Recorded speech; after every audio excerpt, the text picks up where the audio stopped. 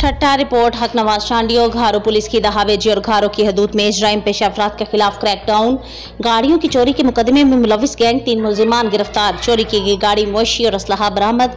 घारो police का दहावेजी और घारो की हदूद में जराइम पेशा अफराद के खिलाफ कामयाब कार्रवाई की खुफिया इतला पर SHO घारो मुमताज बिरोही बीमा स्टाफ काउंसिल हाई बम बोर्ड पर कार्रवाई करते हुए मुकदमे में मुलविस 3 इश्तिहारी मुलजिमान आफ्ताब अली, शब्बीर अहमद जमाली और मंठार नारेजो को गिरफ्तार कर लिया। मुलजिमान से इब्तदाई तफ्तीश के दौरान एक छीनी गई मजदा, 5 भैंसे और जराइम में इस्तेमाल की गई 2 पिस्तौल बरामद कर ली। मज़कूरा मुलजिमान ने गाड़ियों की डकैती, मवेशी चोरी और दीगर मुतअद्दिद जराइम की वारदातों में मुलविस होने का इंकशाफ भी किया है। गिरफ्तार मुलजिमान के खिलाफ असलहा एक्ट के तहत अलग अलग मुकदमा दर्ज कर दिए गए हैं।